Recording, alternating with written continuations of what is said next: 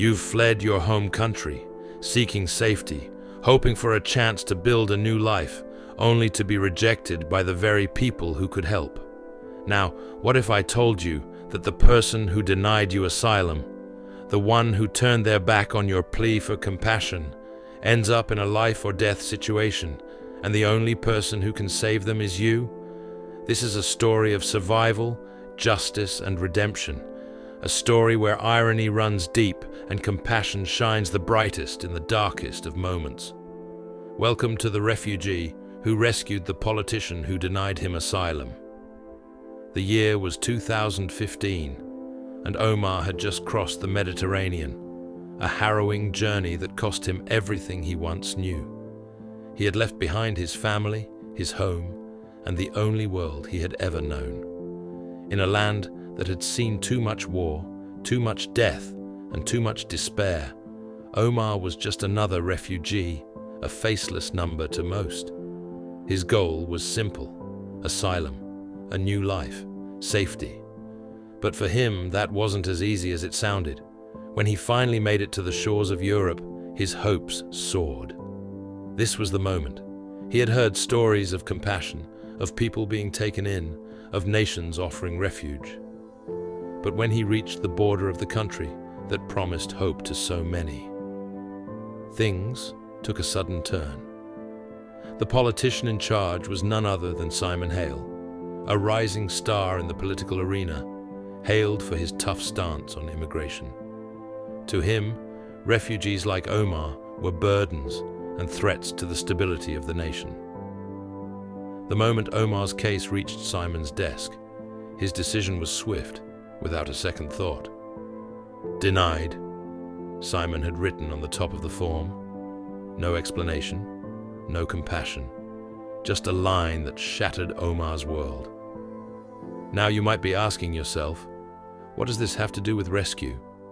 Why would anyone want to save someone who's denied them a future? Stay with me. You see, this story is just beginning, and the twist is one that will leave you questioning everything you thought you knew about right and wrong. Omar's life didn't get any easier after the denial. For months, he wandered through Europe, rejected time and time again. Each rejection letter felt like a betrayal, a reminder of the cold indifference he faced every day. He lived in camps, surrounded by others who had suffered the same fate. The dream of safety was slipping through his fingers. But amid his despair, something inside him shifted. Omar didn't stop fighting. He had come too far to give up now.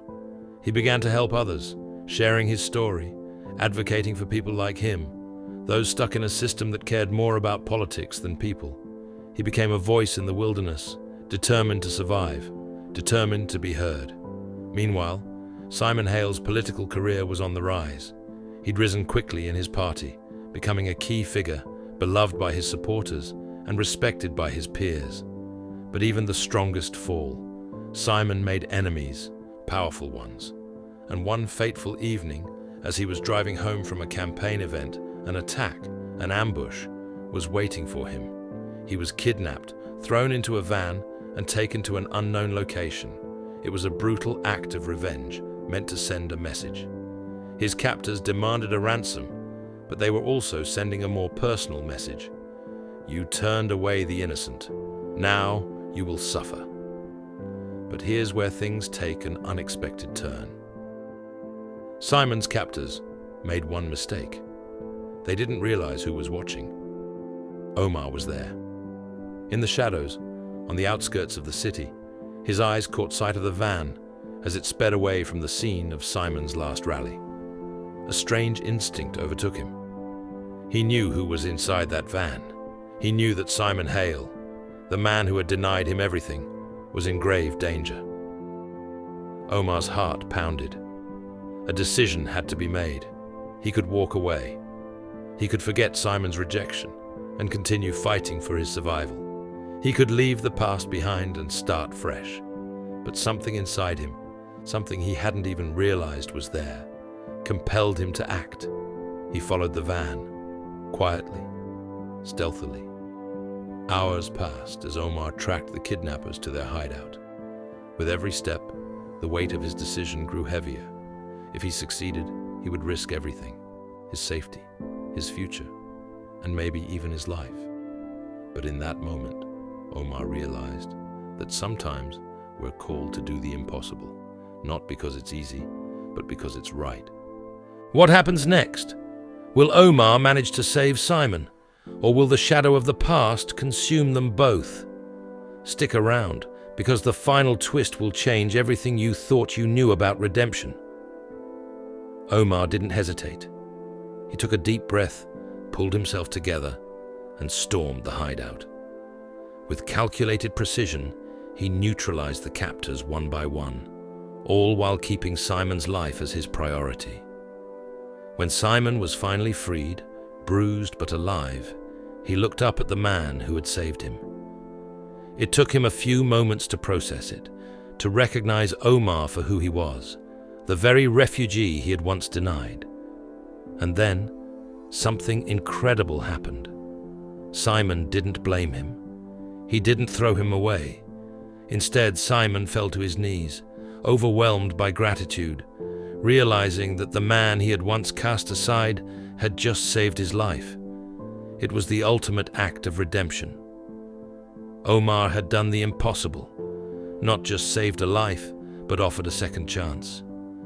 And Simon, the man who had turned away a refugee, now stood face to face with the consequences of his actions. He had learned a hard lesson. Humanity is not about borders, not about politics, but about compassion. In the end, both men walked away changed. Simon, humbled by the man who had saved him. Omar, now with a sense of purpose greater than any asylum could offer. And as they parted ways, one final thought lingered in the air. Sometimes, redemption doesn't come from the people who hurt you. Sometimes, it comes from the ones you least expect. Omar's journey wasn't just about survival. It was about showing us all that in the face of injustice, there is always room for grace. He could have walked away from Simon, letting him face the consequences of his own actions. But instead he chose to save him, to teach him what it means to be human.